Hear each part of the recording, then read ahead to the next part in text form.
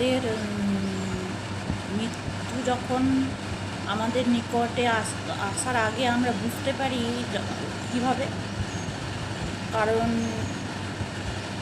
প্রথমে আমরা নানা রকম রোগ দ্বারা পীড়িত, রোগ, শোক, ভয়, বিপদ। তারপরে হচ্ছে মৃত্যু ভয় সব থেকে ভয়ঙ্কর। তা মৃত্যুকালীন অবস্থা কখন হয় আমরা জানি, 50 থেকে 75। তো যখন মনে হবে আমার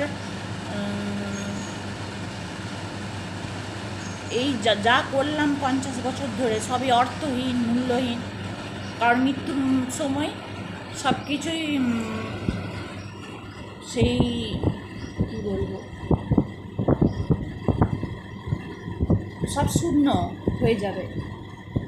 এটা আমরা মেনে নিতে পারি না, আর এটা হতেই পারে না। এই জন্য দেখা গেছে আমাদের প্রবৃত্তি অনুসারে, সংস্কার অনুসারে আমরা পুনর্জন্ম গ্রহণ করি। তো পুনর্জন্ম গ্রহণ করি, আবার আমাদের বৃদ্ধি হয়, আমরা দেখি, শুনি, বুঝি। আবার আমি বলে আমার ওই শরীরকে একবার আমি আমার মনে করি, একবার এই শরীরকে আমার, এরকম বারবার জন্ম মৃত্যুর চক্রে আমরা পাক খাই। এটাই আমাদের মোক্ষ লাভ না হওয়া অবধি এটা হয়ে থাকে। এখন মোক্ষ লাভ মানে অনেকে বলে ঈশ্বরে মিশে যাওয়া, এটা একটা ভয়ঙ্কর ধারণা। ঈশ্বর বা ব্রহ্মে মিশে যাওয়া মোক্ষ নয়। ও তো তাহলে মানে কি বলবো, ওটা মোক্ষ বলা চলে না। মোক্ষ হলো সেই একটা অবস্থা, এমন একটা অবস্থা যেখানে শুধুমাত্র ঈশ্বরের স্মৃতিই বজায় থাকে,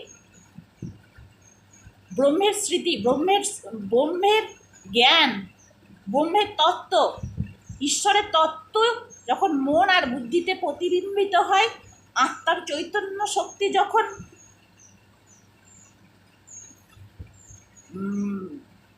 চৈতন্য শক্তিতে যখন মন বুদ্ধি ব্রহ্মকে দর্শন করে, ব্রহ্মাণ্ডের প্রতিটি বস্তুতে ব্রহ্ম দর্শন করে, তখন যে অবস্থা মন বুদ্ধি আত্মার আর আমাদের গোটা পুরো সত্তাটার যে অবস্থা, সেই ঈশ্বরে অবস্থিত, ঈশ্বরে অবস্থান করা, ব্রহ্মে অবস্থান করার ফলে আমাদের যে অদ্ভুত আনন্দ, অত্যানন্দ, মানে অত্যাশ্চর্যজনক যে আনন্দ, সেই আনন্দ প্রাপ্তিই মোক্ষ।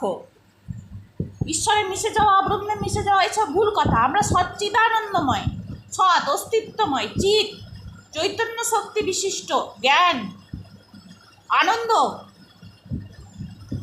আনন্দ শক্তি বিশিষ্ট। তো যাই হোক, মৃত্যুর আগের মুহূর্তে কি করা উচিত? আগের মুহূর্তে নয়, আগের সময়। What should one do at the time of death? কি বলছে? গৃহান প্রব্রজিত ধীর পূর্ণ তীর্থ জলাল্পুত শুচো বিবিক্ত আসীন বিধি বা কল্প্য আসনে গৃহাৎ প্রব্রজিত, গৃহ পরিত্যাগ করো, ধীর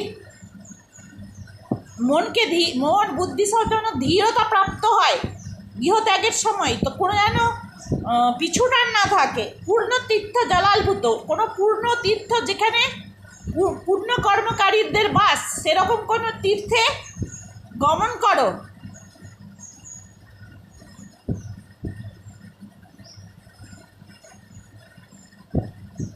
জল যেখানে, নদীর জলের কাছে, যেমন গঙ্গা নদীর জল যেমন পবিত্র, সেরকম কোনো পবিত্র নদীর ধারে কোনো পবিত্র তীর্থক্ষেত্রে অবস্থান করতে বলেছে। কেমন করে? শুদ্ধ হয়ে, একদম শুদ্ধ, বিবিক্ত, অনাসক্ত, কোনো আসক্তি নয়। বিশ্বের প্রতিটি বস্তুই যেন নশ্বর, অনিত্য, এটা জেনে সেসবের প্রতি আসক্তি ত্যাগ। আসীন বিধি কল্পিত আসনে, বিশেষ আসনে বসো, বিশেষ আসনে অবস্থান করতে বলছে। একটা বিশেষ আসন।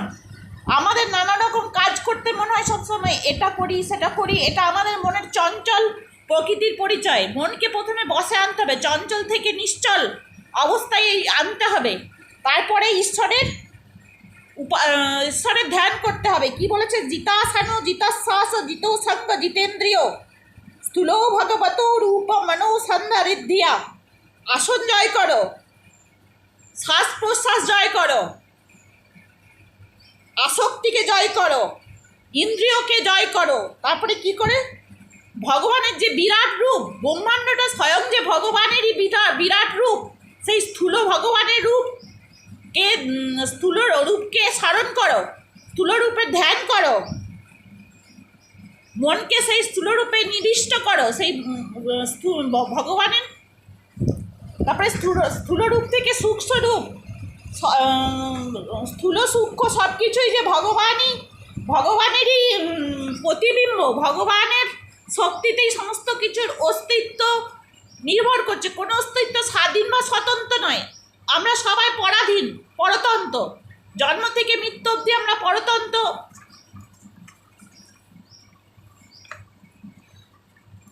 পরতন্ত্র মানে যেটা জীবনযাপনের জন্য আমরা অন্যের উপর নির্ভরশীল। আর স্বাধীন স্বতন্ত্র মানে যে কোনো কিছুর ওপর নির্ভরশীল নয়। তো ঈশ্বর স্বতন্ত্র, আমরা পরতন্ত্র। ঈশ্বর স্বরাট, বিরাট, সম্রাট, একরাট, অধিরাট। ঈশ্বরের স্বরূপ বর্ণনা করতে গেলে কোটি কল্পেও শেষ করা যাবে না। অনন্ত ব্রহ্মাণ্ডে ঈশ্বরের অনন্ত বৈভব সমূহ বিরাজ করছে। ঈশ্বরের স্বরূপ বর্ণনা করার সামর্থ্য ব্রহ্মারও নেই। তো আমরা তো অন্য জীব, সামান্য স্বল্পজ্ঞ হয়ে আমরা আমাদেরকে সর্বজ্ঞ মনে করি। তো যাই হোক, সে বিরাট পুরুষের ব্রহ্মাণ্ডটা যে সে বিরাট পুরুষের বিগ্রহ, সেটা মনে করতে হবে, ধ্যান করতে হবে।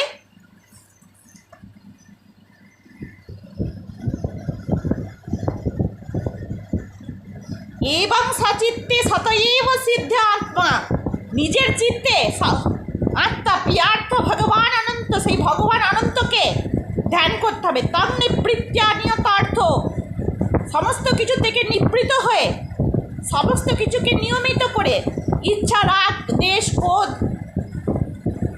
ভজতে সংসার হে তূপ অরমস্য যত্র, সংসার হেতু পরমস্য যত্র, যিনি সংসারের হেতু, সেই বিষ্ণু, নারায়ণ, হরি বা ব্রহ্মকে স্মরণ করতে হবে।